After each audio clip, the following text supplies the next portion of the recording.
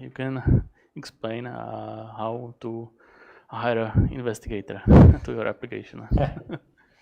Awesome. Okay. Thank you very much for the intro. So my name is Emanuil Tolev, and I work for Elastic, a company famous for logging and multiple other things, but we also make an application performance monitoring system. So today it'll be an introduction to these systems. So what is an APM? And what are they generally used for? And I'll also show a demo of Elastic APM. And everything that I'll show is free to use, including for like commercial purposes, unless you want us to host it, of course. So let's get started.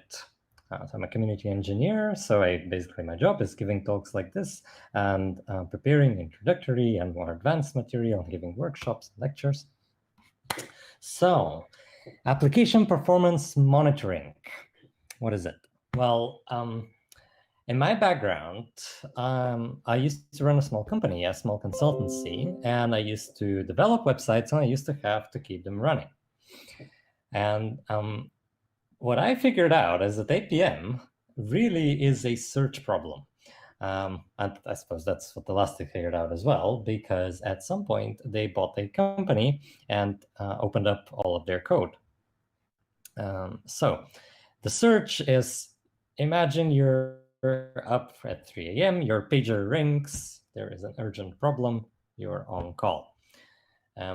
You're up and you need to understand what is going on, narrow down the exact source of the problem, record information, ideally for a retrospective later on, and of course find the solution, and possibly at a significantly reduced cognitive capacity. So monitoring, so in order to get there though, in order to get to the point where you're up at 3 a.m. and you're able to quickly fix problems with this particular class of tools, this is not a new thing. Like, people have been trying to fix their websites at 3 a.m. and at 3 p.m. for quite a long time. So let me tell you about how I see APM and where it came out of, or like what stage of development it's at. Just before we get onto that, if you have not heard of Elastic, we're a company that maintains these open source projects. Elasticsearch is an open source search engine. Kibana is a graphical UI that goes on top. Beats and Logstash help you collect metrics and logs. And these are all free to use. They're quite famous projects in the DevOps space and web dev space. Its company has also gotten into a lot of things. So here in the middle, you can see APM, which we'll talk about today. It's also gotten into hosted search, so enterprise search, mapping, security, and overall other observability topics. Okay, right. So evolution of web monitoring. Before APM, the way that certainly I experienced it, and I think a lot of people experienced it, was that you would have one machine, and on it, you would have a number of things running. So you might have your web proxy, like Nginx, or your web server, like Apache. You might have your data store, like MySQL or Elasticsearch, and you will probably have your application running there, written in Ruby, Python, PHP, whatever. And they would produce logs. And when there was a problem, you would check the logs. You may start from your application and then go on to check the data store logs or the web server logs. But you would do that with grep and less and other tools like that, command line tools.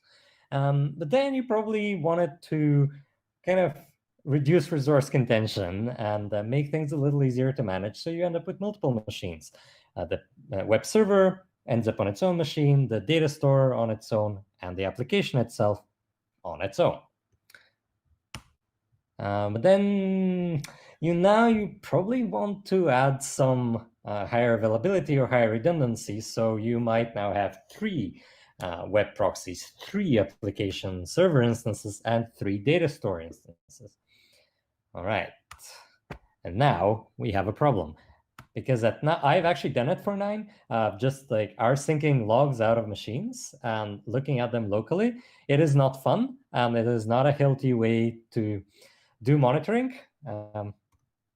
So especially after that, you progress, right? You end up with 18, you end up with 90, you end up with 900. And especially nowadays with containers, that you have even more places that produce logs. So you're starting to get a problem. Okay, so historically, the way we dealt with that was with like venerable projects like Isinga and Nagios. We would take the logs using clients from these projects, would send it to a central place. And we did the same thing for metrics. So things like RAM, CPU, disk use, and so on. And then we could look at the central server and there would be some pretty graphs and they would tell us a little bit about what's going on. But we are still just looking at the outside. So we've still got the application code and whatever is happening in there, we don't know. We're just looking for symptoms. So, okay, we're running out of CPU, we're at 100% all the time. We're running out of RAM, we're running out of disk, or some kind of problem. But we are on the outside. We don't know exactly what's causing the problem inside, if it is indeed the application. So what we want to do is maybe hire a detective or principal investigator. Okay, so an APM system isn't actually a detective, but it is much closer than we were before. And let's see why. So just for a little bit of historical context, this idea of evolving from just collecting lots of logs and metrics to kind of looking at like an X-ray into an application and looking at exactly what's going on in it is not new. So this is quite a cool chart from applicationperformance.com showing kind of the historical development. Some of these are still in play, like Dynatrace, AppDynamics, and Relic are still in play. But of course, the company I work for has also made one of them. I do think that it's interesting how long we've been going with this, and there are still a lot of people who just use logs and metrics and they bang their head against the wall. And maybe some people don't even realize that it's hard for them. But once I did use an APM, things were a lot easier. So just to stay here, like before we start a demo, the way that I experienced an introduction to APMs was when a site on a client of mine had quite a big problem. It was very slow. Response times were 10 to 15 seconds. And that continued happening and reoccurring. The problems kept coming back for 4 days regularly. So I would get alarms in the middle of the day while working on other things. I would get alarms while I was asleep. It was not fun. And that's when I started using APM. And that's when things got significantly better for me. We actually solved the problem. So we will actually talk about that client later on. Oh, sorry. Okay, so demo time. I'll be quite fast at this. Don't worry, you don't have to remember everything. This is just to give you an impression of what an APM system is in general. So this is Elastic APM, latest version, in fact. First off, we start off with a list of services. So this is, as you can see, we support different languages. We have Node, Java, Go, Ruby, Python. A real user monitoring, that might be quite interesting. So this is in addition to backend JavaScript, we actually support front-end as well. So there's a little package that you put in your web pages, users download it, and it tells you how slow things are looking from the user perspective. So it's capturing timing in the user's browser and then sending you that information. Okay. And these are all instrumented. So there's an agent that you either use or most of the time you install as a dependency. And when I start sending data to the APM server, then they show up here. You can download the whole stack, Elasticsearch, APM, server, and obviously the clients, which you have to put in your app. And this graphical UI called Kibana, you can download all of that and use it yourselves without any limits, even if you're a commercial organization. It's just free. Or if you want the server-side portions, you can run on Elastic Cloud. So as in we can run for you. Because you kind of have some problems of like who watches the watchers, basically. I have some monitoring infrastructure that I'm running, but who monitors that? And then it can get difficult. But anyway, enough about that. Let's dig into actual APM. So first off, This, even just on its own, is super useful. So how long do we spend in framework? How long do we spend in the data stores that we might be using? How long do we spend in our code in the app? Then transaction duration. There's something interesting to notice here. So if I turn off the yellow and the orange, it looks like we're really, really, really fast. It's okay, maybe on average 150 or so. And now if I turn them on, it's clear that, okay, there's some bigger numbers. So what do they mean? The 95th to the 99th percentile use sampling strategies. So they look at certain slower transactions in order to try to tell you what the experience is for 95 or 99% of your users. So like more users than just the average, because in the average, that will be skewed by a lot of fast but short transactions, like maybe an API transactions. And then, of course, we have throughput requests per minute. And then like, this screen, even on its own, is again super useful. The system measures impact. So how many transactions are we doing per minute, and the average duration of each transaction. And that out of that, it sort of calculates an impact. But the reason that's useful is because you can see it immediately where the problem might be. Like, is a particular route really loaded? Like what's going on? Okay. So moving on. So looking at a specific route, you get similar things, throughput, transaction duration, and so on. Oh no, 1 sec. That's looking at a specific route. I lied to you. So now 1 sec. So here we were looking at web requests. So here we've got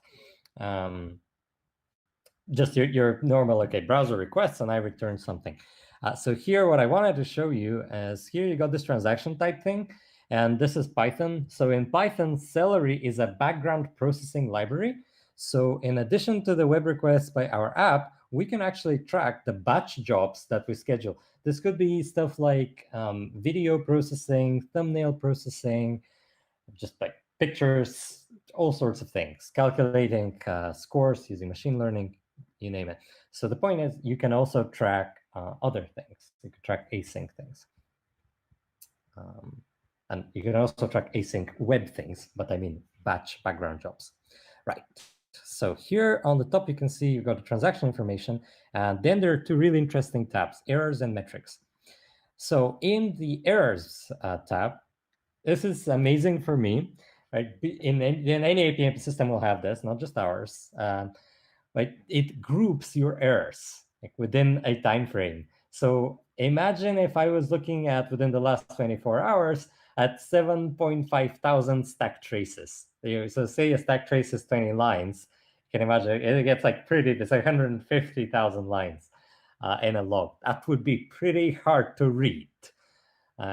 So the fact that they're grouped and that you can see like a typical stack trace is excellent.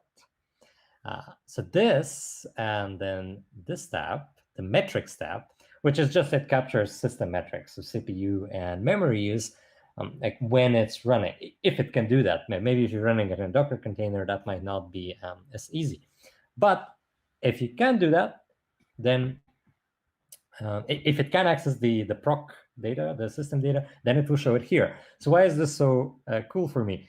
Well, because usually if I start a new project, I have to go, okay, well, now I need to set up logging and I need to set up metric collection, and maybe then I need to set up APM. It's a lot of work. But that's why I would recommend actually you start with APM. So put APM on your app, and you will get basically what you use logs for, right? Because you typically use them to dig into a stack trace. So since you have that, and since you have the basic metrics you would be looking at on the host, you might as well just install APM and then monitor those from there. Of course, if you already have logs and metrics set up, then yeah, keep going with that. Okay, so time to look at a specific transaction. So what I'm doing here is basically say I've clicked into this. Right? So this is a specific thing. Okay, let's have a look. Okay, so here we have again duration and requests per minute, but here we have something else. Okay, so this is the really juicy part. There are two interesting bits here. One is the buckets here. So these transaction duration buckets or distribution, show you, okay, what does a normal request look like? Between 0 and 1 seconds, that's the vast majority of them. And I will show you some traces. So here I'm actually looking at 10 traces have been captured, and I'm looking at the third one. So they're sampled as well. We're not looking at 88,000 of them. That would be a bit confusing. But you can also see that some are slower, and you can immediately switch to traces which come from those. And there may be errors there may be other problems. So we'll see. I'll see that in a second. All right, so what do we have here? So this is, of course, like the meat and potatoes of APM, so to speak. So we have, first off, different color bars. That's called distributed tracing, and it's a common feature for APM systems.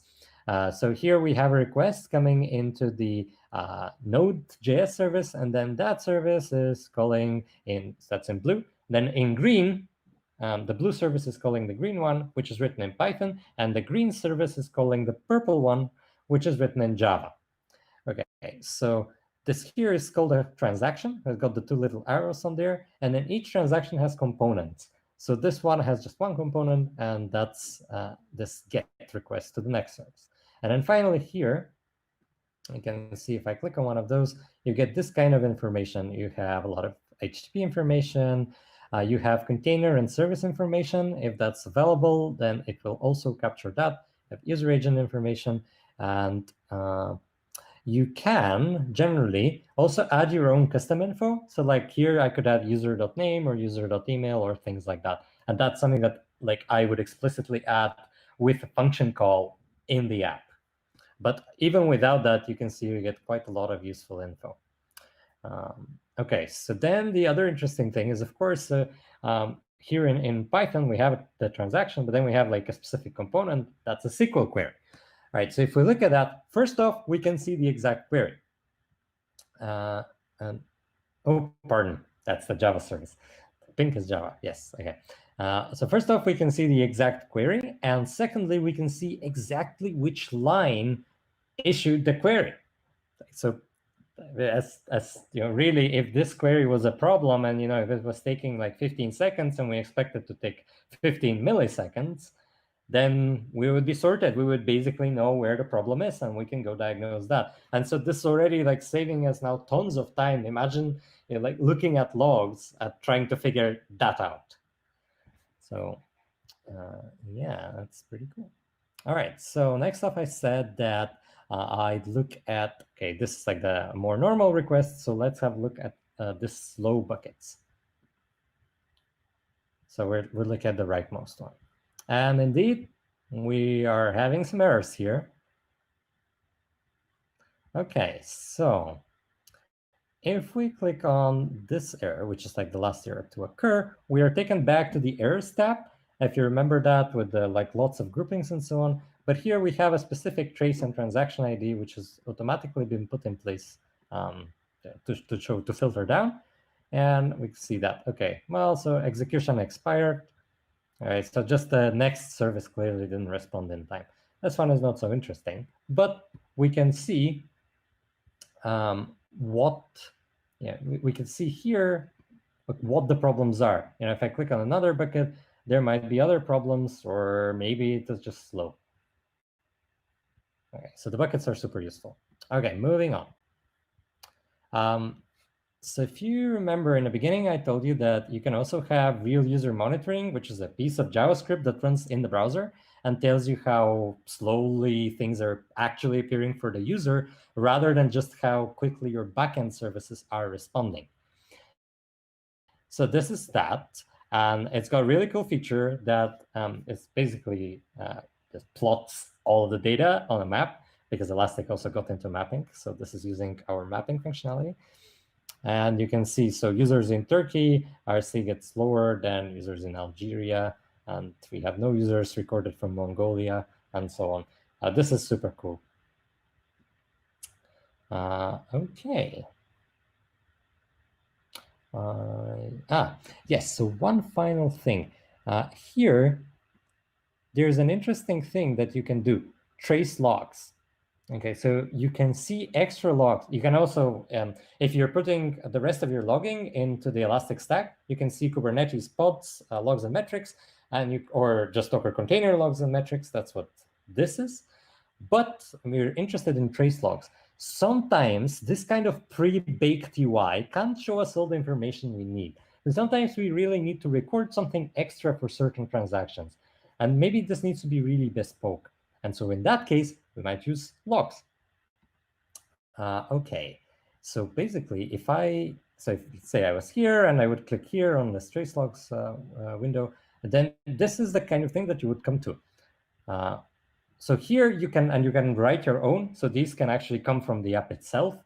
So you can say, well, in this service, write that to this log. And so long as the log file is being ingested into the Elastic Stack, probably with FileBeat, then it will show up here. So in this case, we are seeing just Nginx logs. So because they contain that trace ID. But this way, you can enhance this display, right, with some extra logging. Whatever you want to put. Right. Okay, so then the final thing. I've shown you the list of services in the beginning, and I've shown you, accidental click, and I've shown you the tracing, which is of course the meat and potatoes of this. And then this is a new feature which is in beta, and that's the service map. So, okay, what are my services talking to? So in this case, the real user monitoring, the front end basically is talking to Python, and Python is talking back and forth with a Ruby service, a Node service, Java service, a Go service, and additionally with Redis, Postgres, and Elasticsearch. And so that can then span further. And if you click on them, then you can see further details, which is basically, then you get into what I was just showing you. All right, well, that's us. So that's a basic introduction to an APM system. That's what a lot of them look like. Of course, I do think ours is particularly good, but I'm biased, so. Okay, so just a quick recap. The most important things that I wanted to take away is that an APM system will show you the slowest, left-hand side, and the hungriest transactions. That's, if you walk away with anything, that's what you walk away with. And of course, I do think it's a really good idea for you to install and use one. It really saved my ass when I was developing websites and when I was having to get up to fix them. So yeah, highly recommend. Okay, so let's get a little bit into some stories about using APM and maybe a little bit about this promise I made to you, that, oh yeah, I promised you that we would hire a detective for your app, right? And I told you a few slides back that an APM is not a detective. So where's the detective? Okay, so an APM system, this is just to note something if you're looking at choosing one, ideally you want it to conform to open efforts and standards like open census or open telemetry, and Elastic does try to collaborate. These are cross-vendor standards that basically ensure that your data won't be locked in. Importantly, and this is where we get philosophical, an APM can totally remain a useless dashboard of graphs, which is the same thing as you would get with metrics and logs. You can pour in all the metrics you want, define all the dashboards you want, and it will still not bring you that much closer. And if you have never used an APM, then installing one will be a huge upgrade, but there is a lot more to it. Okay, so you have to remember, once you have one, or if you have one already, it is just one of your other tools. You are the person who makes it useful. So you need to think, reflect, and then focus on what bits of it are actually helpful to your project or to your company. This sounds like very generic advice, but I'll show you, I'll tell you exactly what I mean from my experience. So I was telling you about this nonprofit that had a website that was going down somewhat regularly over the course of 4 days, and they were not happy, and I was not happy. So what we ended up using back then was New Relic Lite, and that had a problem. It had, well, a problem, not a problem so much as just that's how it was designed, and probably rightly so. It had 24 hours retention of data only. So after 24 hours had passed, you couldn't see anything. So if couldn't see historical info. So like if it went down on Saturday morning, then if I went back to the data on Monday morning to write a retrospective, I would not be able to do that because I would not be able to see the data anymore. It was still much better than nothing, big upgrade from no APM. But what we should have done is we should have sat down and thought about our needs as a collaborative project, because we were their technical partners and the nonprofit were our client. We should have thought about all our needs after at least like 6 or 12 months of using New Relic Lite. So the problem here was that they just didn't have money. Like even with the discounts, they just didn't have enough money to pay. So if Elastic APM had been around at the time, I would have downloaded and installed it. In fact, they are using that now, but it wasn't.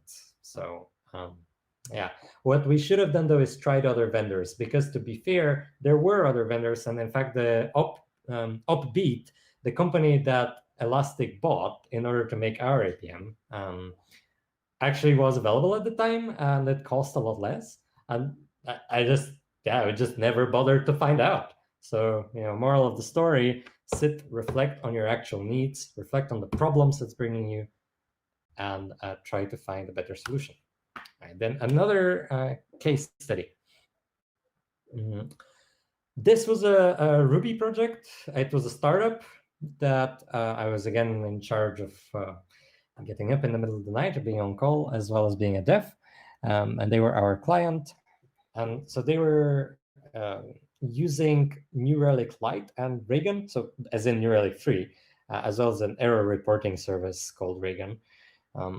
Obviously, it had the same problem. It only had 24-hour retention, but still better than having nothing. Okay, so, all right. How could we have done better here? So I'll tell you, one time I spent about a day and a half, if I'm honest, debugging a particular slowness issue, like sluggishness issue. All right. I mean, fair enough. But the issue is that later on, when we trialed a more expensive version of New Relic, we got a 2-week trial, I was able to detect this and solve a similar issue in about half an hour. So let's look at the numbers. New Relic, that version that we were trialing, which was New Relic Pro, and this was years ago, so I have no idea what their pricing is now. But like for that client of mine, at the time, New Relic was quoting us about £400 a month. That's British pounds, right? And guess what? We were charging our client per one developer day. So remember, I spent a day and a half, right, fixing an issue. We were charging them £450 per day. So was it cheaper, really, to not buy the tool and to spend developer time on this? Obviously not. I mean, clearly not in this case, right? That's why I bring it up. But I think a lot of people just don't think about this. People just assume, oh yeah, we have to reduce monthly costs. They don't think about the cost of time and the cost of their devs, which is not that cheap. But besides cost, there are also other things that to take into account, and we'll talk about that in a second. So my takeaways are like my lessons from my time working without APM and working with one is be intentional, sit down and really think about what are your actual needs. So here, the way I like to say it is logs didn't come out of nothing. We had a problem as web developers. We wanted to see the details of errors. So we had a bar that we needed to jump over. And we did. We created a solution. All right. So we covered that. All right. Then we needed to see resources being used. Disk, RAM, CPU. We raised the bar, or I guess reality raised the bar on us. We came up with a solution. And we collected metrics, at the very least installed HTOP and looked at it. And then, of course, started centralizing the metrics and looking at the pretty graphs. Okay, so we covered that. Then we couldn't see what was going on inside the application just by looking from the outside at the logs and metrics. All right, so we tried to white box things, or as I say, X-ray the app, and we created APMs. But it doesn't have to stop there, right? When you have a particular APM system, sit down and think about why did you install it? What was the initial problem that you were solving? Like in my case, the 4 days of downtime, what exactly did we solve? Or in the case of my Ruby startup client, this like being able to debug database transactions, that was the problem. And then some months later, like 3-6 months later, or if you don't want to do it that often, then even a year is fine. Just make sure to do it. Is the problem resolved? Are there other problems that are coming up? Are there problems that the system is allowing us to solve? Are there problems it's not allowing us to solve? Another thing that I found useful to like keep track of when you're trying out different vendors is, does the system allow us to keep learning something unexpected? I log in, and does it tell me something about my app or my setup that I did not know? And of course, where do you want to go next, right? So you don't have to just live with the misery of some problem you're having and think that it can be solved with either vendor software or with writing something on your own that plugs probably into some vendor software. So think about it. Like, be free to dream of more resolved problems and better monitoring. And then, based on that, select what systems you're going to use. Remember, everyone is testing in production, but credit to Charity Majors from Honeycomb.io company for this quote. I love this quote. I mean, whether you want to or not, you are testing in production, so you might as well get the right tools and reflect regularly on whether they're serving you.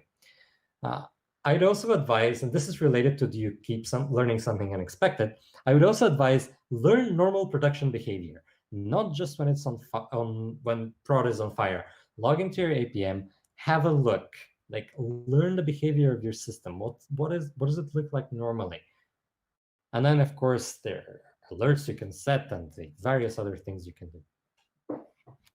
But you should also know what's normal. And this is where the buckets of normal transactions and of really slow transactions also help. Because even if you haven't logged in regularly, they give you an idea of this. Okay. If I had to pick an APM now, this would be my process. First off, as we talked just now in the lesson slide, first off, I'd sit down by writing down the existing problems I'm having with the app or my overall setup. Then I'd write down the value of solving each problem. So that's including business value, tech value, and so on, as a resolve tech debt.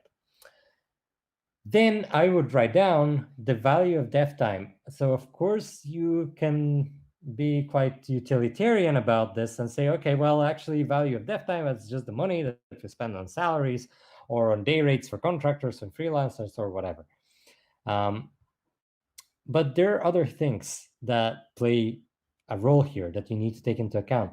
Your devs will be happier and will have more mental space for being more creative if they don't have to regularly fight fires and do the same grunt work of fighting fires, right? So like logging into systems to look at logs or only looking at logs and going through a grueling process of tracking down faults, when really, they could see this easily, like in minutes or in seconds even, with an APM system. Then I would think, of course, about the skills in the existing team. If your team is, like a lot of them are familiar with the given vendor, you should absolutely take this into account, but alongside everything else. Then tech stuff, this is basically, does the APM vendor that you want support the language of your app? But if you have a lot of services like microservices, then as you saw in Elastic, if you submit information from all of them, well, that's That's a lot better. Because you can see exactly how things are flowing. So ideally, you want something that supports your entire stack. I mean, clearly. Then there is price, of course. I'm sure you know how to compare on price. And then, quite importantly, like last but not least, pick 3 vendors, try them out, like do the trials, and then narrow it down to one. Don't let a vendor sweet talk you into just picking them. Okay, like, oh, we have these features, so this is so great, so good. Now, okay, if you know that they have something unique that you can't get elsewhere, then sure. But do your research so that you know that you can't get it elsewhere. And if you think you can get everything you want from different ones, pick 3, try them, and then choose and go with that. And commit and review regularly. Whatever cadence you want, 3 months, 6 months, 12 months, but review regularly. And finally, I promised you a detective, right? A principal investigator for debugging your web applications. Well, back from the times when we just looked at logs, I guess probably 30-ish years ago now. And then we added metrics and started centralizing that and improving that. And then APM came along. And who knows what will come along next. It doesn't matter what the tools are. The principal investigator is always you. You are the system administrator or the developer who's looking after a system. You are the detective. And you need to have good tools that empower you to do your job quickly and make you happy, that avoid grunt work. So good luck and happy bug hunting and troubleshooting. And stay healthy in these coronavirus times. Thank you. This is my Twitter handle and that's my email. And I'm always able to hear about different people's monitoring setups. So if you have any feedback on this sort of talk, please let me know.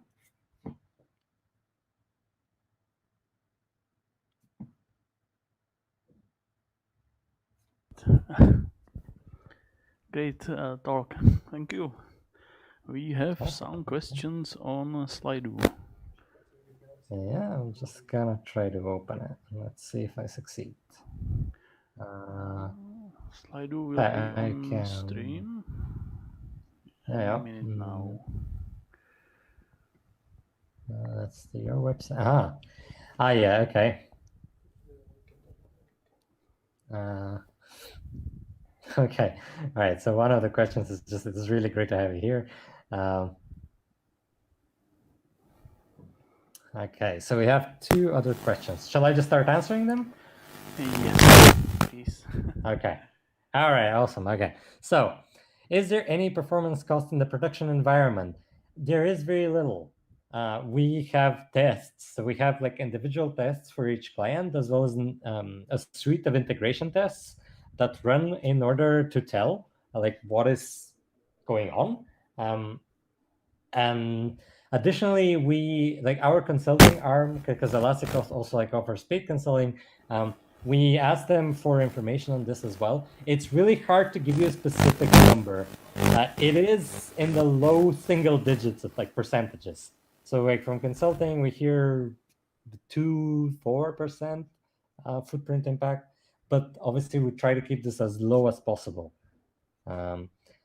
Yeah, so but it really depends on the exact setup, like how many requests per minute. Like, are there a lot of longer requests, or are they many more but shorter?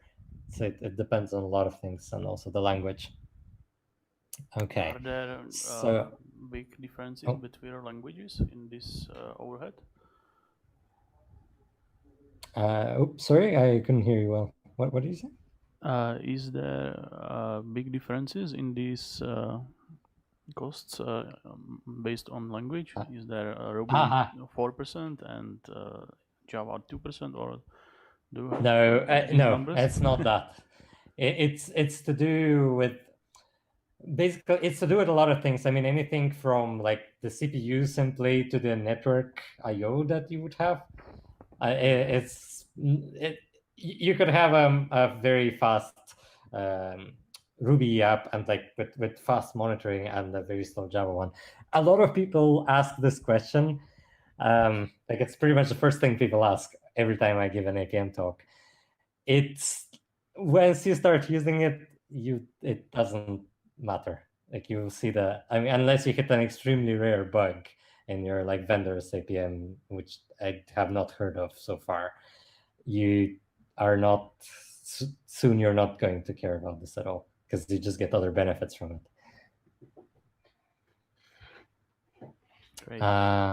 Okay, right. So how does the inspector know a line in the Java code isn't Java compiled?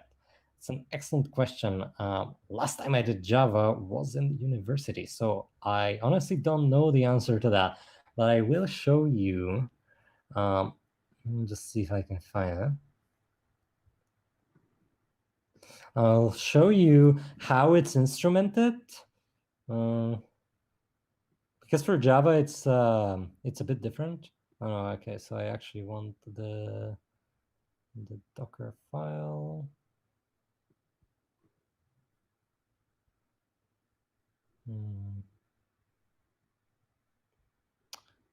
You know, you have these moments. Oh, this should be here. Aha, there we go. Docker file for server. Okay, so this is what the instrumentation looks like. Okay, we'll remove that. So you can ditch a lot of these options. Just to make it clear what's going on, I am going to do that. This is almost like an example one. Okay, so this is what happens, like really. So you, in Java, you don't add it as a dependency. You actually just run the Java APM agent, and then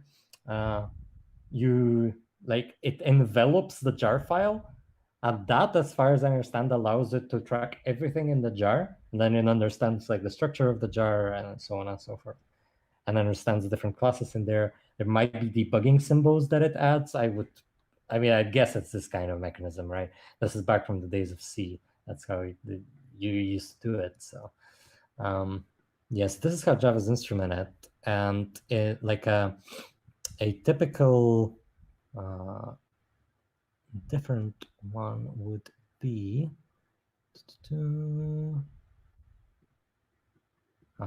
so like typically in Python, what you would do is something a little bit different. So you would just add this line here. So this is now actually just adding it as a dependency. And like most languages are like that. They're not all like Java. And this is all that you would do then. You would import it here. And you would do a couple of, only one of these is necessary really, so the service name. So you would do a little bit of config, and then you would envelope it like that. So this then happens within the app. So obviously in Python you have introspection and stuff, so it's easier to get at this information. But yeah, like generally I've also dug into, because I'm a Python and Ruby dev, I've dug into the Python one, and generally it's actually the frameworks provide you with kind of hooks that basically on the starting of a request, this is then like you get a callback, and at the end of a request you get a callback. So this could be how Java is doing it as well. I have no idea, but yeah, I like to speculate. Yeah, that's smart. Okay, with, so Java, that's and I like that. yeah. Okay, well, that looks like all the questions. I'm just gonna check the stream. There's my question. Yes, it's soon, at some point soon, but I can't commit my colleagues to a specific timeline.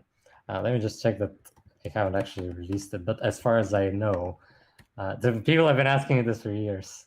So there is an agent. I don't think it's in the official ones yet, though.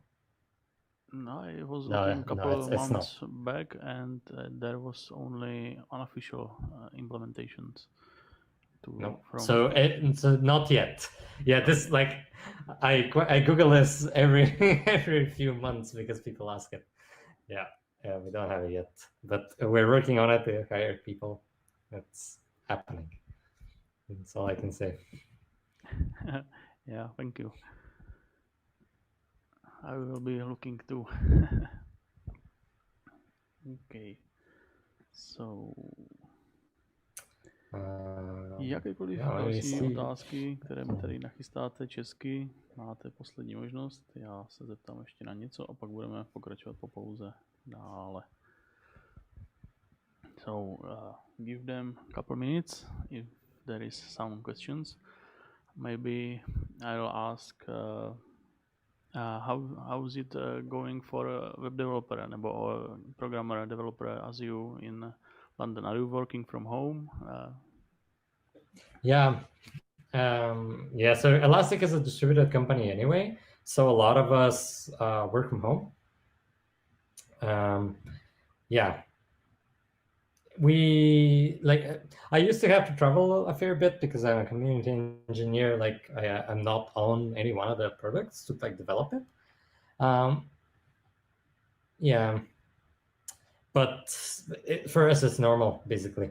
We have like 700 people engineering department or thereabouts, and they're pretty used to working from home. So that's it.